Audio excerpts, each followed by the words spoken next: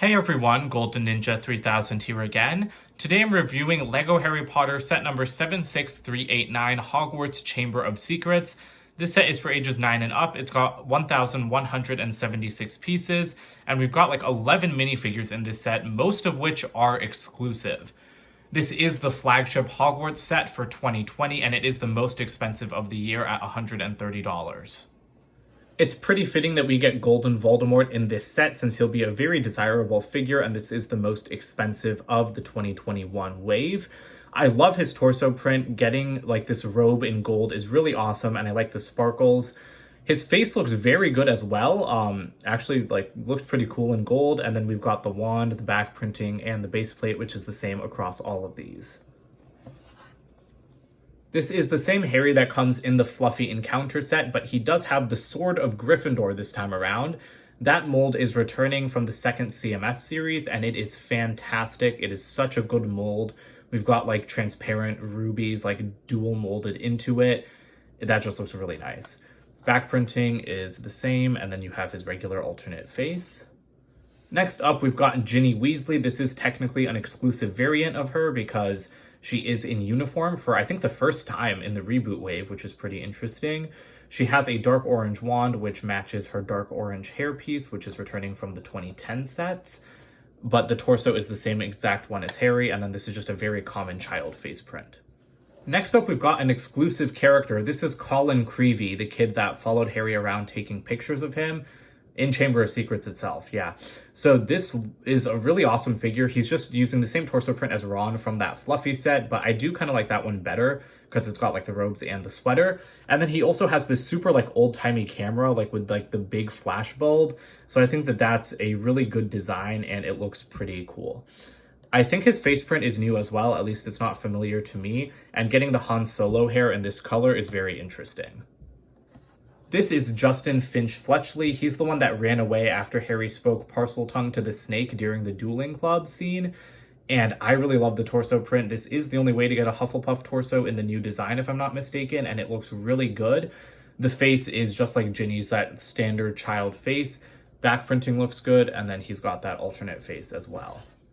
Then we've got Luna Lovegood. Again, the Ravenclaw version of this year's torso design looks really nice. But again, she just has that same boring face, and she's also kind of an odd inclusion because Luna didn't come into the books and the movies until the 5th installment. So I guess technically she would have been around in Chamber of Secrets, but it's kind of weird to include her here. I kind of would have rather seen like just a generic Ravenclaw student or like, you know, like one of the Patil twins again. There is her alternate face and back printing. Sadly, we don't have a Slytherin student in this set, at least not a child one, but we do get Tom Riddle. This minifigure is amazing. I love the torso print because he's got like the generic Hogwarts crest, but then the Slytherin jumper on. And the leg printing is decent at the front. It just doesn't extend around the sides, which is really annoying to me. He doesn't have a wand or anything, which I guess is accurate to the movie. And this is our second Tom Riddle in the reboot theme, and I think that he looks pretty good. He does have an alternate face as well. So now we're on to Nearly Headless Nick. This is a very, very special minifigure because it is the only LEGO minifigure to be 100% glow in the dark. Or I mean, as close to 100% as possible. His hands don't glow, but everything else on this minifigure does, and it is gorgeous. I love the printing on his torso and legs. It's very metallic. He is like this kind of off-white color, like kind of milky. And he does have, you know, like these are new colors for pretty much all of these minifigure parts. And then he does have a nice alternate face as well. Now, showing the glowing is going to be a little bit tough.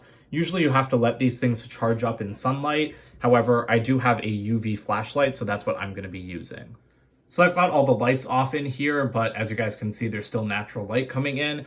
He's glowing a little bit right now, but if you just shine the UV light on him, kind of have to like get it all around, you can see that he glows very well. I mean, maybe you can't see it that well because there is that natural light, like I said, but I mean, this is pretty impressive. I think the hair glows a little bit less than the rest of the figure, but I mean, this is just absolutely amazing to me to be able to get a LEGO minifigure that's like almost completely glow in the dark. I think it's just really, really special. And here, maybe if I put my hand here, you guys will be able to see the glow a little bit better. Now we've got an exclusive version of Albus Dumbledore. This minifigure is amazing. I love it so much. It's a total throwback to the original figure from 2001 with the pink color. His hair is white this year, which I think looks fantastic.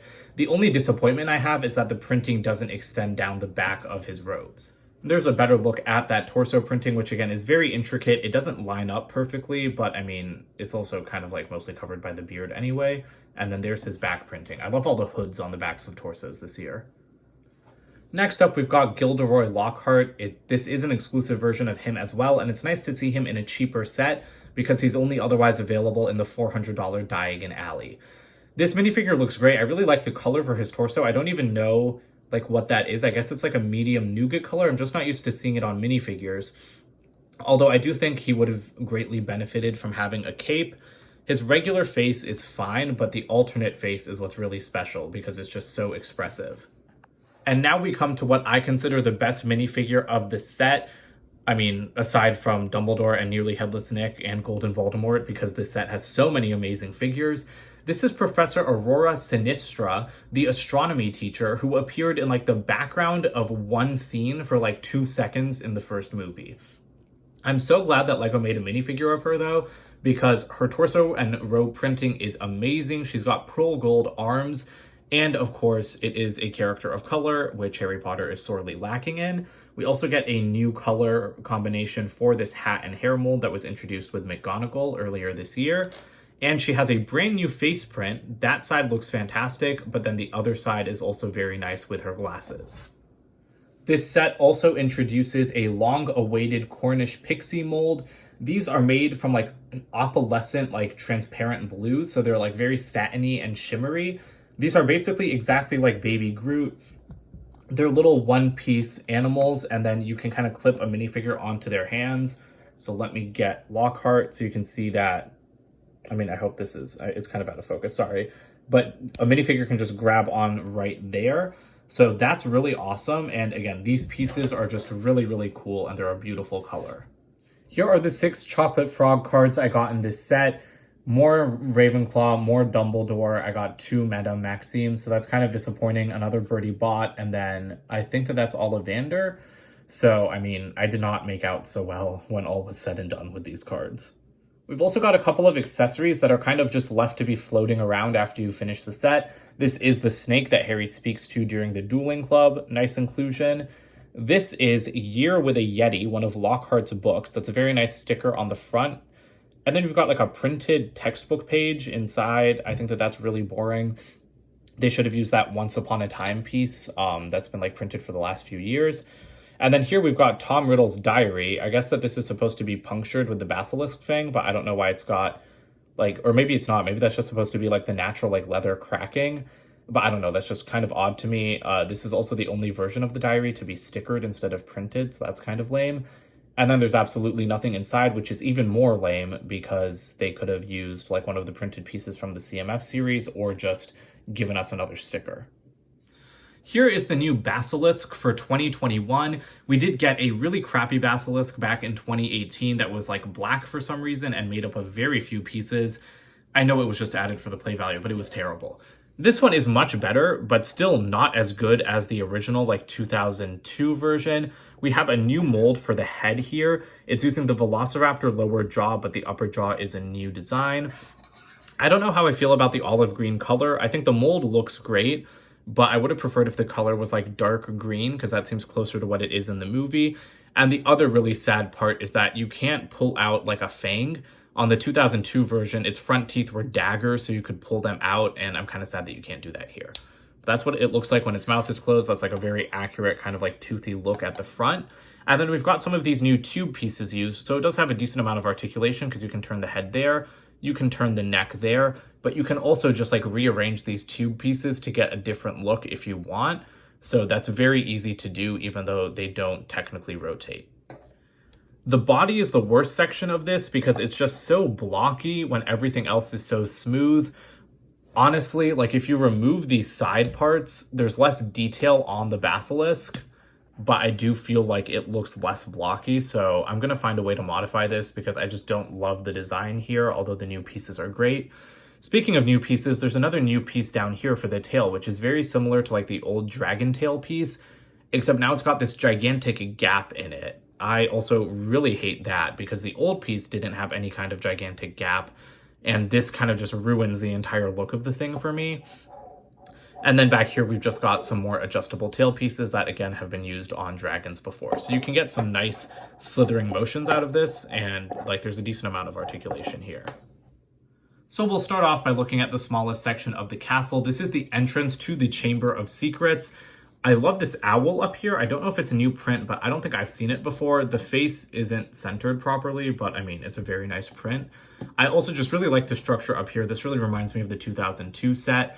And then the way that the door is built is very nice, using these like Ninjago snake pieces, and then it's pretty easy to just open it and get inside. On the other side, you don't really have any detail, although there is a chocolate frog, as well as a couple glow-in-the-dark tiles, which I think is supposed to represent owl droppings. And you could store something up here if you wanted to, although sadly, like the book won't like actually connect to that stud or anything. It does connect to the rest of Hogwarts with these Technic pins, but I'm not very happy because this is like the only section of the new Hogwarts sets that isn't as modular as the rest. So I don't know why this wasn't just made as, you know, like an 8x8 section.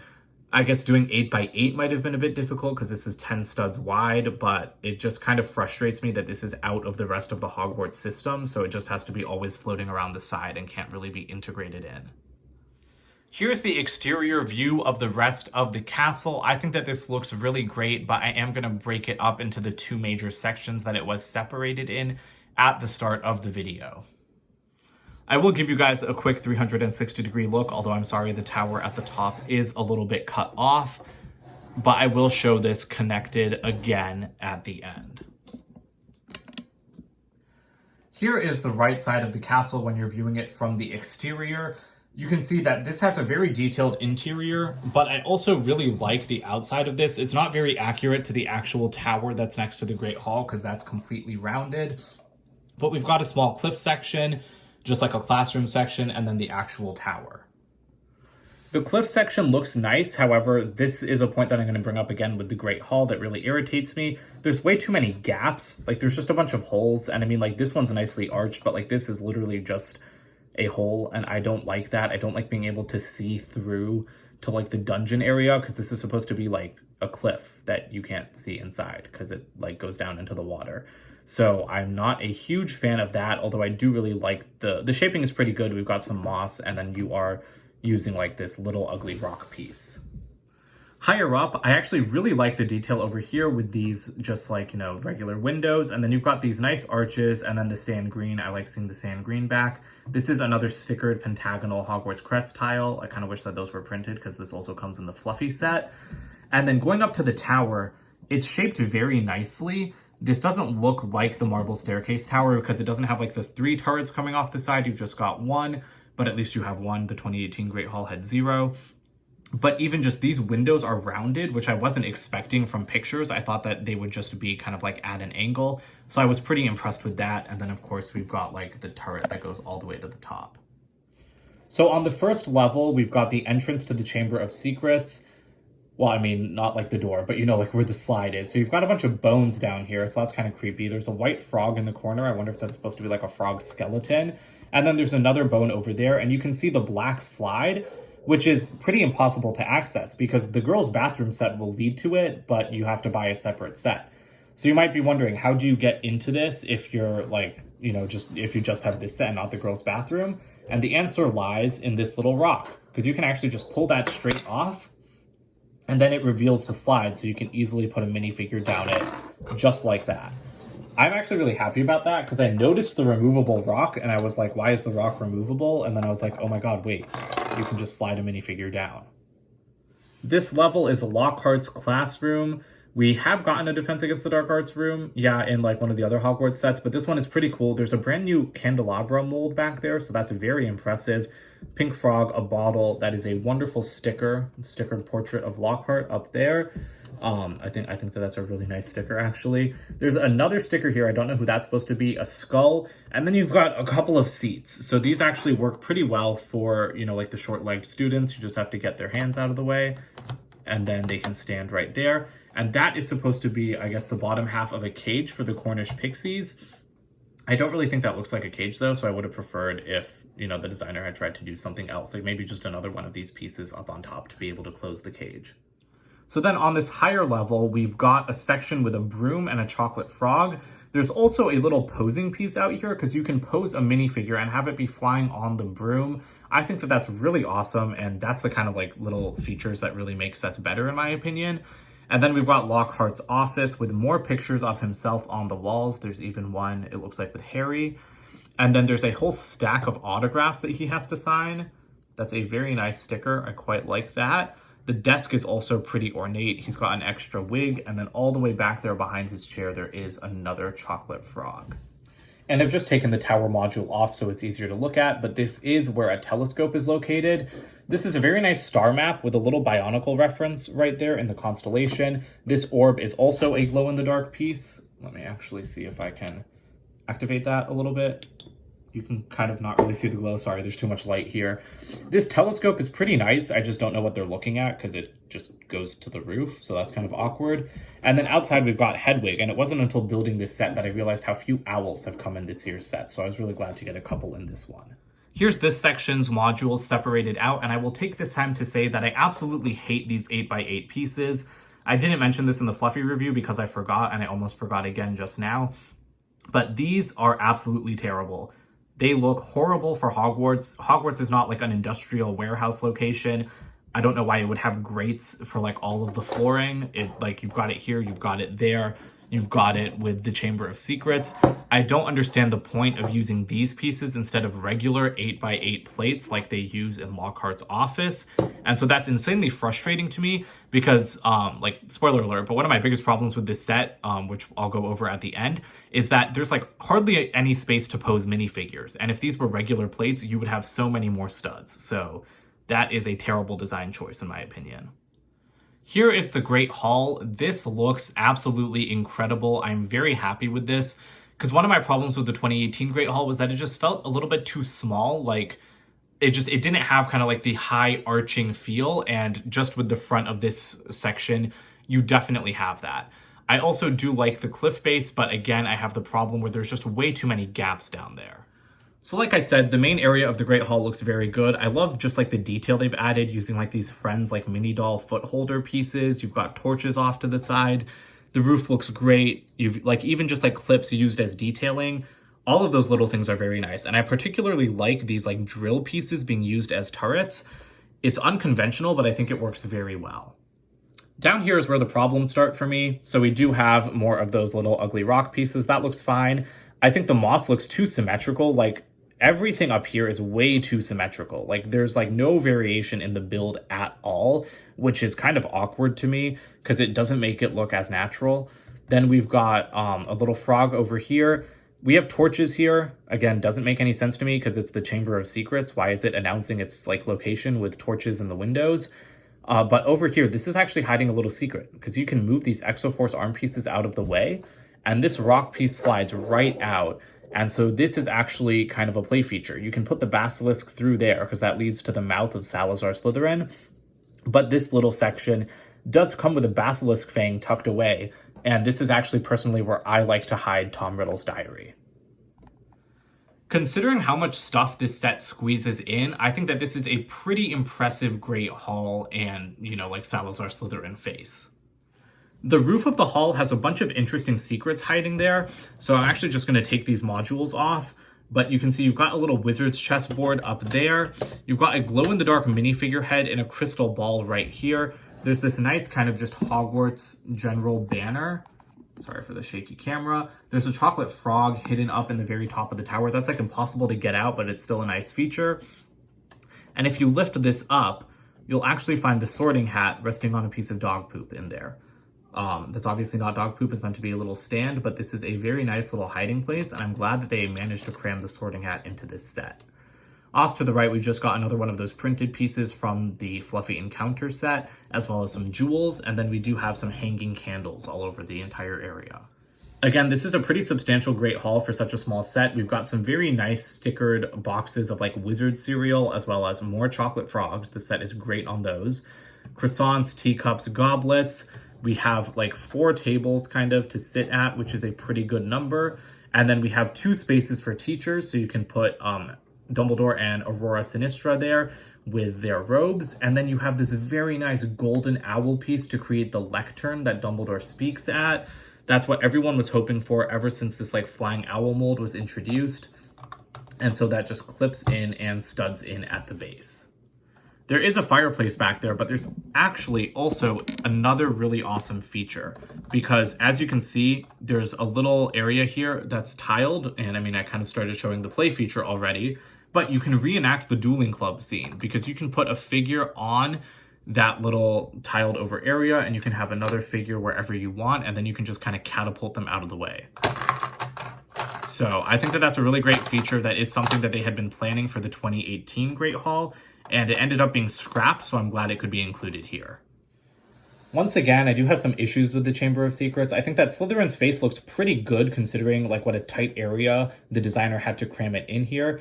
It's got very nice shaping on the beard as well as the hair on the side. However, I hate these snake things. These look nothing like the snake heads in the Chamber of Secrets. Like, it's a very cool piece. This is a recolor of some Ninjago heads, and it is amazing with the dual molded trans green and then the light bluish gray.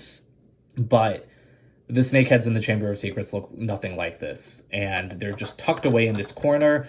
It's just really annoying to me because I think that this set tries to do too much, and it's just frustrating to see a place as majestic and creepy as the Chamber of Secrets reduced to a tiny cramped area that's like impossible to play in. And on that front, let's get to the mouth feature. So you can kind of just like push that through to create the unlocking. That will pull out this little rock section, and then you can put the Basilisk through. Should be fairly simple, right? Let's close his mouth. But when you try to put the Basilisk in, it can't go. What you need to do, what LEGO recommends that you do in the instructions, is like put its head down like this, and then try to feed it through. Except it still doesn't really fit just because of the way the Basilisk is shaped. So it gets stuck like right here, which again goes back to my thing about the body being too big. And then it just looks real stupid coming out of the mouth like that. Like, this is not a good solution to me. Like, you have to pull it to get it to come through. And then if you want it to actually look good, you have to try to rotate its head while making sure the body doesn't rotate. And it's just... this is not a very good feature in my opinion, because it doesn't work well at all. I mean, I don't want to be unfair. You can definitely get it to move through a little bit more smoothly depending on what way you twist the pieces. But any way you go, you're going to be like twisting it a lot as it goes in and out. And so it's really annoying because it's very easy to get stuck. And again, I just don't think that this was very well accomplished at all. Here are the modules for this section. And here are all of the modules laid out together. I will be having a separate video about how to connect like the different 2021 Hogwarts sets together coming out tomorrow, but for now I'll just show you a different combination using this same set. Okay, maybe I should think before I speak because it's actually kind of impossible to rearrange these things.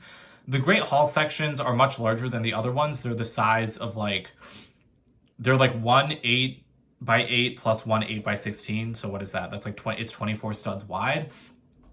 But the other thing is that one of the Great Hall tables is stuck above the Chamber of Secrets, so you kind of always have to have it right above Salazar Slytherin's face. And so with just this set, you can see it's just overhanging the edges of the dungeon. Actually, you know what? I don't think it looks that bad just from this little rearranging. Here are the extra pieces. Here's the box for this set. It's, like that typical large $120 box size, I believe. Honestly, I kind of think this looks better on the front of the box than it does in person, just because there's no difference in depth in person, like between the castle sections when you have them all connected. On top, there's a very nice image. On the side, we do have a golden Voldemort ad. And then around the back, we do have some nice images of what all you can do with the set. Here's the instruction manual for the set, showing that nice image on the front again. And then at the back, we do have just the usual ads with Hogwarts Connected and then the chocolate frog cards. So in the end, this set is slightly disappointing, like pretty much every other 2021 Harry Potter set. This set just kind of frustrates me though, because it is a very good set. again, like with all the other Harry Potter sets, for what it is very good, but it could have been better. Like, I just know that if this is the Hogwarts set that I had gotten when I was 10 years old, I would love this thing to death. And I mean, I do like it. It's just that it tries to do too much, and so it doesn't really do anything well. The Great Hall is better than I thought. Like, it's not as cramped as I expected. But the Chamber of Secrets is just absolutely terrible. So we have a Basilisk, great. We do have a new head mold. However, it's still got some issues, but fine, forget about that. But it's like the chamber itself is just crushed into like these little cliffs. There's no like floor space to play on. You don't have any of the majesty, like with the imposing face and like the lines of snake heads. It's all just like shrunken down and like crammed into the corners where you can't reach anything. And so I do think like that compromises play value. Like, sure, there's still great play value here, but it could have been better if they had just made like separate sets, in my opinion. So that's very frustrating to me because, again, I feel like we waited so long to get a new Chamber of Secrets. We waited, what, like 19 years? And so to have the actual, and this set is called the Hogwarts Chamber of Secrets. So to have the actual Chamber of Secrets part be like by far the worst part of this set is really frustrating. Then you've just got other issues that hamper play, like the fact that the floors are like those graded pieces for no reason, which means that you have like far fewer studs to put figures anywhere. That's really irritating to me. But then on the other hand, like I do like the modular style. I do like that you can combine it with the other sets. And this set has an amazing minifigure selection.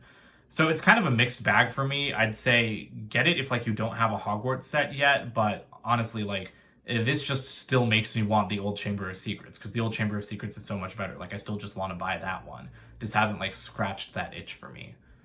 So for $130, I do think it's great. I do think it's a pretty great value. Like, I wouldn't really price it any lower. So that's it for today. Don't forget to comment, like, and subscribe, and check out my website, goldenninja3000.com. I'll see you guys with more videos soon. Bye for now.